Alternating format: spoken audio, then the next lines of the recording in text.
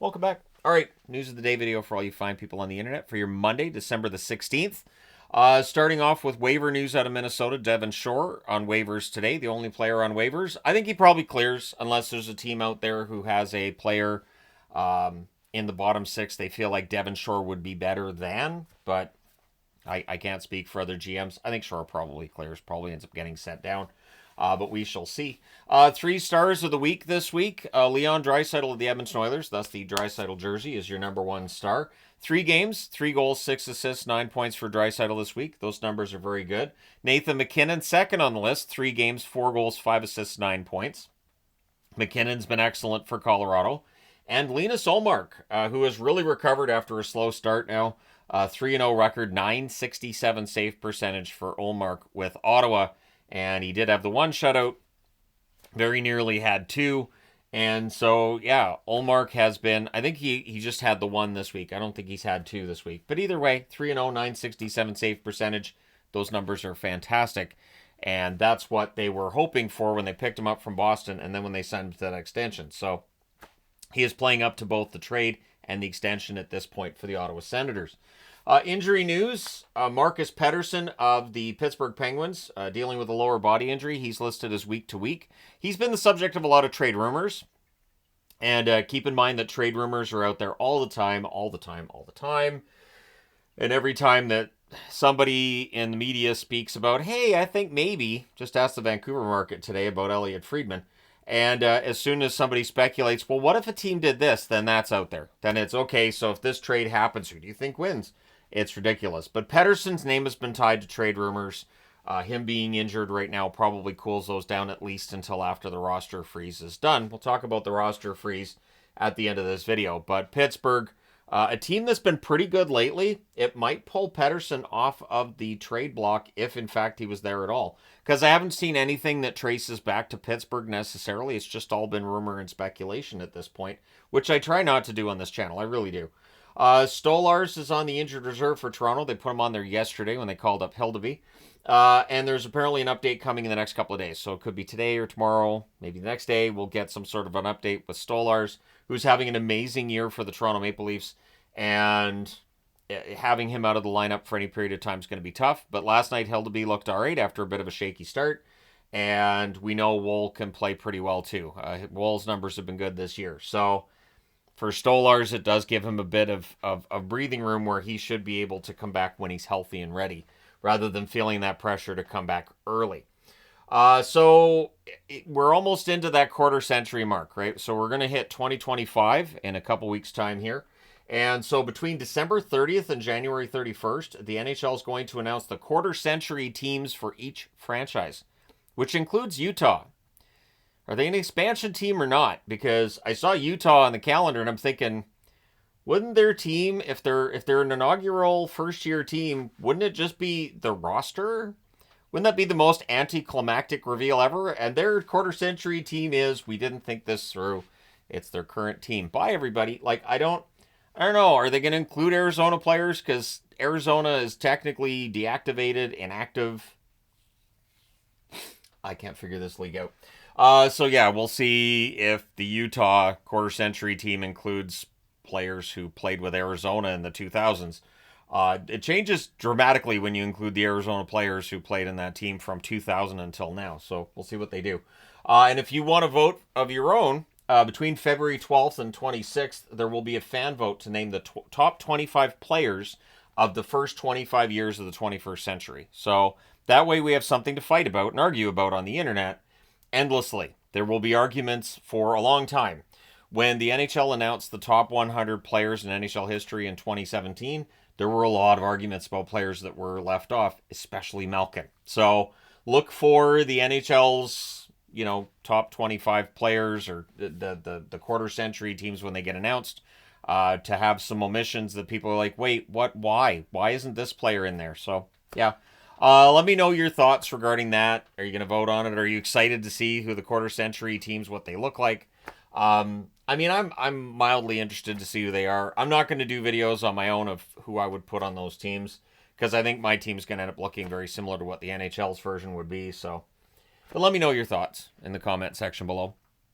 Buffalo news, and I feel bad because I just did the video on Buffalo, and it does sometimes feel like you're just dumping on a fan base that doesn't need that. So that's why when I did the Buffalo video today, I tried to do it a little different, approach it from a different angle, and try to discuss it just from in a different manner, right? So the owner comes in today and has a closed door meeting with the players. They did cancel the practice they were going to have today, which could have indicated something was coming, but it's not. The owner telling them he believes that the issue is going to get fixed by guys from within the room, that the answers are there. He also apparently told the team that he believes in GM Kevin Adams, so there's no change coming there. He believes in Lindy Ruff, which makes sense. They just hired Ruff. And no big trades are coming. And part of this could be that Kevin Adams has been working the phones. The roster freeze is on the way, and he may just not be able to make a move before the roster freeze. So we'll see when the roster freeze is done if there's going to be some trades, including the Buffalo Sabres. But apparently, the faith from the owner is on the players in the room. And if you're watching this and you're going, but why? I think they're kind of holding on to the idea that this was a team that was in a playoff spot a few weeks ago. And if you say the right things, if you do the right things with this roster, maybe they can get back to that. Their confidence to me just looks like it's gone. Like that's the way I see it. They get leads here and there. They look good at times, but as soon as things start to roll the other way, they're like, well, I guess we suck. The example I always use is from Waterboy. When now the Waterboy's not playing. Oh no, we suck again. And it's how quickly that changes from we're gonna win to we suck. And it feels like that's the case when the Sabres are on the ice. They're playing well. Puck goes in the net, and there we go. We're done. And apparently Kevin Adams referred to today as a chance for a fresh start. I don't know that you can have a fresh start in the middle of a road trip during a winless skid. I don't know that the fresh start line's going to work. Hopefully it does. I'd love to see Buffalo go on a run from here in the right direction, not running away from the playoffs, but running towards. The game they have tomorrow is in Montreal. And maybe telling the players that no trades are coming, that, everybody's staying, maybe that helps. We'll see. We'll see. This has been going on for a long time in Buffalo. Calgary news. Vladar and Kuzmenko returned to practice today. Both of them are seen as day-to-day. Vladar having a good season. He had a rough time the last game out, but he's having a good season. Kuzmenko's been struggling. Just the one goal so far. And he's been a healthy scratch at points this year as well for Calgary. So hopefully both of them are back in the lineup soon, and hopefully Kuzmenko starts putting some goals in the net, because without those goals in the net, Kuzmenko's place in the lineup becomes a little bit tenuous at that point. Jake Allen is traveling with the Devils. He could start tomorrow against the St. Louis Blues. There's that chance, and he has a history, obviously, with St. Louis, so it makes some sense. Allen, his status was up in the air, it seems, right until they got on the plane, as Nico Dawes had been seen as a possibility that they'd called him up and he might be traveling with the team just in case. But he's been reassigned to Utica, as has Poulter. Poulter was called up a couple of times as the backup to Markstrom. So this means Markstrom shouldn't be playing every game from here on. But it does give New Jersey a chance to have Dawes and Poulter down in the AHL playing for Utica, who hopefully get their season on track. And New Jersey's having a good season, and getting Allen back definitely helps with that as well. So Vegas continues to do this kind of thing. I've reported on this. It doesn't feel like it was that long ago. But what are days anymore? So I have no idea how long it's actually been. But members of the Vegas organization spent the weekend in Arizona putting on 5 on-ice hockey clinics and 1 ball hockey clinic as well. These are great. These are great, and having that infrastructure in Arizona is important for kids coming up and playing hockey, and then you're turning those young players into hockey fans, and or keeping people as hockey fans in Arizona, even though the Coyotes have left. Vegas is trying to stake their territory. They feel that Arizona, that's going to be their market now that there aren't the Coyotes. Utah's been looking at that market as well as one that they feel like they can get some fans from, because of course they have the former Coyotes.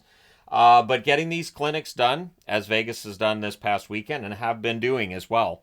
I did talk last week about Vegas and what they've been doing locally in order to encourage more kids to play street hockey, and which is my term for ball hockey. I know ball hockey is the term that gets used more than the street hockey, but when I was a kid, we'd play on the street. At any rate, it was literally street hockey. So at any rate, I think Vegas is doing a really good job with what they're doing for kids and for creating new hockey players and hockey fans. That's important. It's something I've tried to do with this channel as well over the last 8+ years. And I think it's great that Vegas is doing that. Good on them. So the NHL roster freeze, which I've talked about a couple of times in this video, it starts midnight on Thursday, midnight, I believe, being Eastern time, and it extends until midnight Eastern time on December the 28th. So from then, between those times, you can't waive anybody, you can't make any trades, and you can bring players up and send players down, but not waive them. So it's basically a way of making sure the players aren't concerned with getting traded like 2 days before Christmas or a day after Christmas, that kind of thing. Gives them just some peace of mind for a couple weeks' time.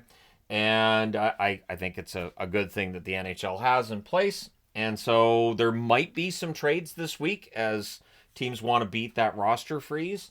But it feels like that's calmed down a little bit. That, Colorado gets their goaltenders and San Jose's made some moves this year, but it feels like that's calmed down a little bit. That being said, the Cam Fowler trade, it felt like came out of nowhere. The Trouba trade all of a sudden took place, so maybe. So we'll see. Let me know your thoughts in the comment section below, as always. Don't forget to hit like and subscribe in the event you may not have done so already. Thank you guys so much for all your support, as always. I will talk to you again soon.